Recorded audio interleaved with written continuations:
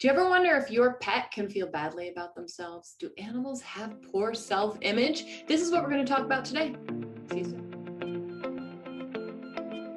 Hi, my name is Danielle McKinnon. I am an animal communicator. That means pet psychic. And today we're going to be talking about animals and low self-image. I'm also going to share with you how you could be creating low self-esteem in your pet, or how your pet may actually secretly be doing something to help you. Do you ever wonder if your pet can feel badly about themselves? If they feel like, if they worry they can be, they're not lovable? Or does your pet feel unhappy with themselves? So this is what we're going to talk about from my experience working with animals psychically, and through my experience, actually, this is what set me off to want to talk about this, is we have installed all these bird feeders in our house. There are over there, you can kind of see like right there.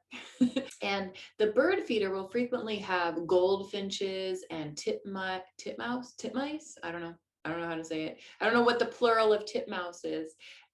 Nuthatches, and then they'll have a little bit bigger ones like doves. They show up, cardinals show up, and lately an oriole keeps showing up. But the really interesting thing about this is what I saw happen was a blue jay showed up. Now the blue jay is way bigger. These little goldfinches are like this big. And then the blue jay shows up, and the blue jay goes and like flies right onto the bird feeder, like, I am here. And all the other goldfinches and everybody else, they go fluttering away.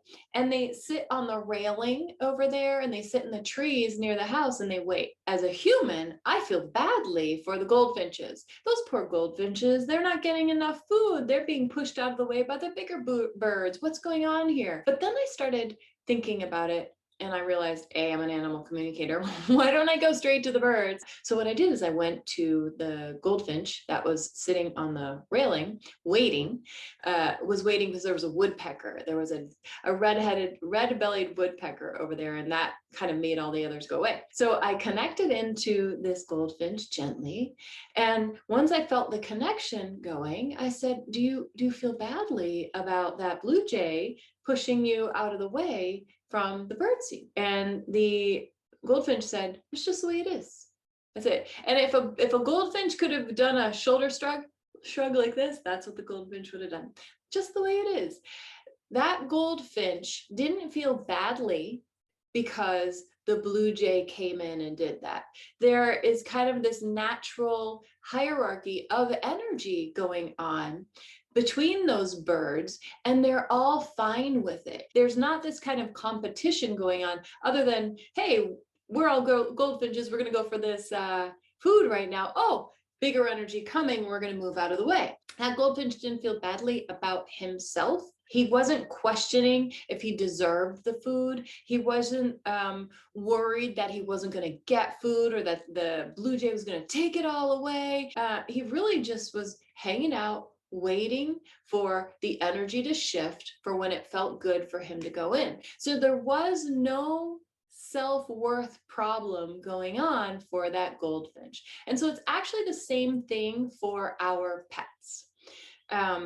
We as humans put our human stuff on the animals. Oh, look, he feels bad about himself now. How many times have you heard somebody say, I just got my dog a haircut and now he feels all embarrassed about it and he's hiding behind the chair?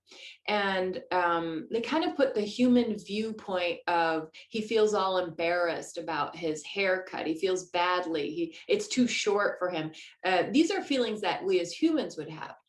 Connecting with an animal about their new haircut, it's just a big change that they didn't ask for. It's a, wow, there's a lot more wind here. Wow, I feel vulnerable because I used to feel more protected, and now that's all gone, and they're getting used to it. So it's not a, I don't look good with my haircut. It's a, wow, I feel vulnerable. I feel more exposed. It's that type of thing. But as humans, we go right to, he doesn't feel good about himself. He doesn't like his haircut, that kind of thing. So when you're thinking about your pet, if you decide that your animal is not feeling good about themselves and they're having low self-esteem, and you've decided this, look at him, poor baby, and you go and give your animal love and attention. Oh, poor baby, I'm so, that kind of thing. What happens is that animal goes, oh, so if I keep acting like this, I get love and I get attention. And so what happens is you end up with a behavior that's matching the energy that you're sending out, that seems to you like it's a behavior that says, oh, she doesn't feel good about herself. But what it really is, hey, when I do this, I get attention. But the flip side is the animal could be behaving this way to mirror to you how you feel within, which is kind of crazy, right? If you're feeling badly about yourself, it's actually a lot easier to feel that you see it in others. So before you decide that your animal does have a self-esteem problem, first, notice how you're behaving with them. Are you encouraging a certain type of behavior? Are you giving them love and attention when you're perceiving that they are feeling bad about themselves? That's your first option. The second option is, could this animal be behaving this way because they're wanting you to learn something about yourself? Animals in nature are not experiencing low self-esteem. They're not. They accept the way of the world. They accept the hierarchy. They accept the energy changes. They accept, hey, I'm not going to get as much food right now. They get all of that, and it doesn't reflect on their goodness at all.